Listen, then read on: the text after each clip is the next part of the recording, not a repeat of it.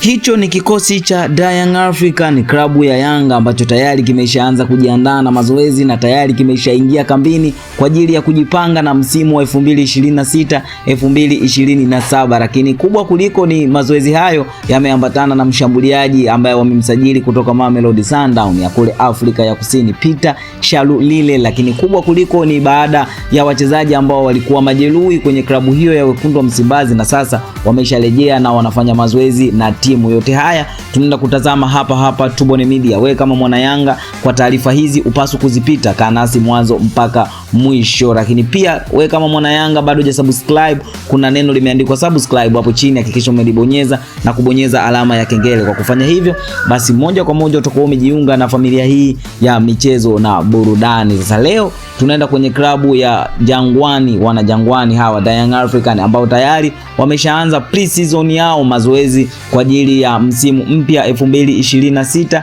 2027. Na ikumbuke kwamba Yanga wana kibarua kizito cha kumenyana na Simba Sport Club Agosti 12 kwenye dimba la New Amani Complex kule visiwani Zanzibar. Hili ni kombe la ufunguzi wa ligi wa msimu ujao 2026 2027. Ngao ya jamii hii inawakutanisha watani hawa wajadi. Hivyo basi Young African tayari wameshaingia mazoezini na Peter Shalulile tayari ameshajiunga na klabu ya Young African kwa mazoezi na tayari ameshaanza mazoezi yake rasmi na klabu ya Young African. Na ukianza kuangalia kwenye Instagram ya Peter Shalulile, amefuta picha zote zile na kuweka picha moja tu ambayo ametambulishwa na klabu hiyo ya Young African. Hivyo basi ni mwanzo mzuri kwa Peter Shalulile, lakini kubwa kuliko ni baadhi ya nyota ambao walikuwa wameumia kwenye msimu uliopita, ambao Young African walikuwa majeruhi, ambao walikuwa nakosa huduma ya wachezaji hawa. Mchezaji mmoja ni Dickson Job ambaye aliumia kwenye dabi ya Kariakoo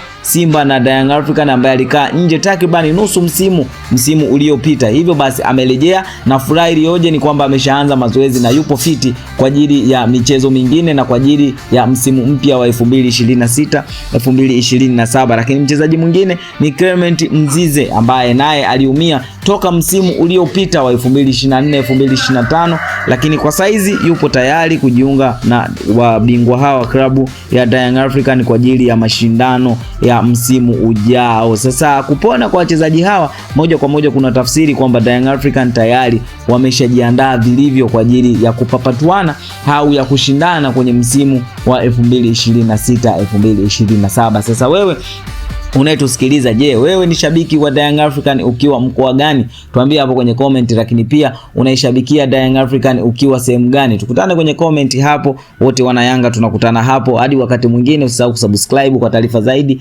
Bye bye.